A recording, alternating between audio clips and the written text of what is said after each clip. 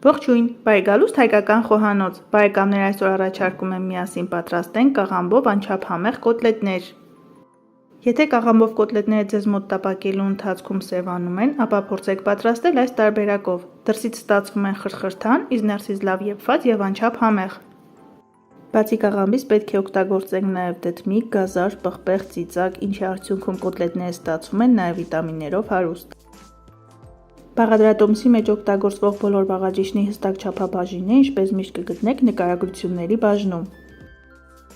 Դե ինչ բարեկամներ, ինձանից կաղամբով կոտլետներին տիր բաղադրատոմս, իսկ ձեզանից ընդամենը 1 լայք, հավանեք տեսանյութը եւ անցնենք պատրաստման գործընթացին։ 500 գրամ կաղամբը, որքան հնարավոր է բարակ շերտատում ենք, այնուհետև մարացնում ենք։ Քանի որ կաղամբը օգտագործվող բանջարեղենից ամենաուշն է պատրաստվում, հան կենթարկենք ջերմային մշակման։ Եթե այժմ բաղադրատոմսով կաղամբով կոտլետներ ցանկանում եք պատրաստել ձմռանը, այդ դեպքում կաղամբը մի փոքր խաշեք, քանի որ ձմռանը կաղամբը ավելի կոշտ է լինում։ Կաղամբը լավ մարացնելուց հետո լցնում ենք համապատասխան տարայի մեջ, վրան ավելացնում ենք եռման ջուր, այնքան որ կաղամբը ամբողջությամբ ծածկի։ Կաղամբը եռման ջրի մեջ թողնում ենք 8-ից 10 րոպե։ Բացի այն, որ կաղամբը եռման ջրի մեջ փափկում է, եթե կաղամբը կծվահամ է պարունակում, ջրի հետ այդ համը դուրս է գալիս։ Քերիչի խոշոր անցքերով անց ենք կացնում 400 գրամ դդմիկ եւ 1 մեծ գազար։ Քանի որ դդմիկները մատղաշ է, ես կեղևը չեմ հեռացնում։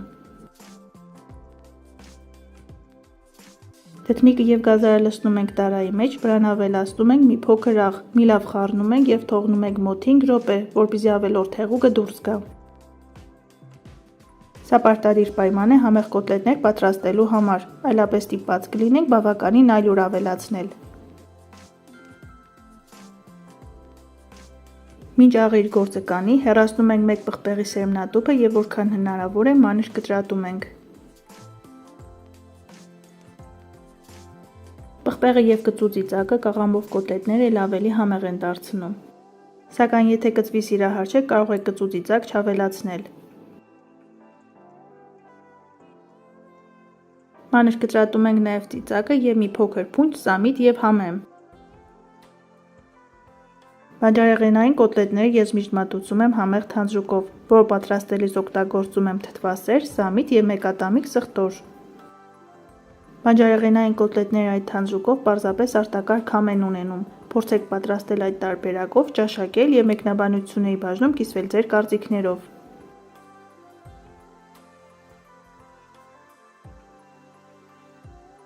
Քերած դդմիկը եւ գազարը ձեռքերով սեղմում ենք եւ հեռացնում ենք ավելորդ հեղուկը։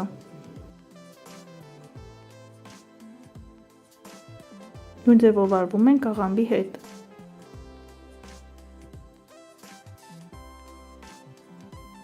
Այստեղ ավելացնում ենք նաև կտրտած կանաչին, պղպեղը, ծիծակը, ինչպես նաև 2 ատամիկ սխտոր եւ 1 ձու։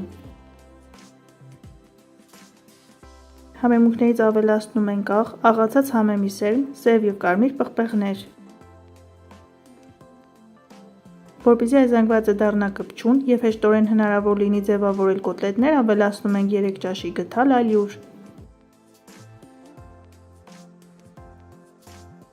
Բարեկամներ, շատ կարևոր է, որ կաղամբի եւ դդմիկների ավելորդ հեղուկը որքան հնարավոր է սեղմելով հեռացնեք, այլապես ստիպված կլինեք շատ այլուր ավելացնել, ինչի արդյունքում կոտլետները կստացվեն խմորանման։ Այս ամենը մի լավ խառնում ենք, որպեսզի համերը տարածվեն եւ ձևավորում ենք կոտլետները։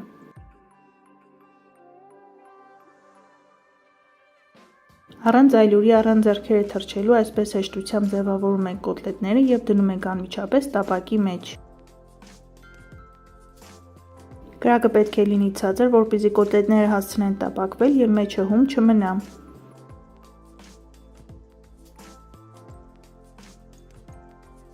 Մի կողմը կարմրելուց հետո շրջում ենք եւ տապակում ենք մինչեւ պատրաստ լինելը։ Այսպես տապակում ենք բոլոր կոտլետները։ Կաղամբով այս կոտլետների ոչ միայն համն է արտակարգ, այլ նաև տեսքն է ախորժաբեր եւ պատրաստվում են շատ արագ եւ հեշտ տարբերակով։ Դե ինչ բարեկամներ, այսօր էլ այսպիսի կաղամբով կոտլետների համեղ բաղադրատոմս։ Դուք էլ պատրաստեք այս տարբերակով, սնվեք առողջ եւ եղեք առողջ։ Ցտեսություն, կհանդիպենք հաջորդ տեսանյութերում։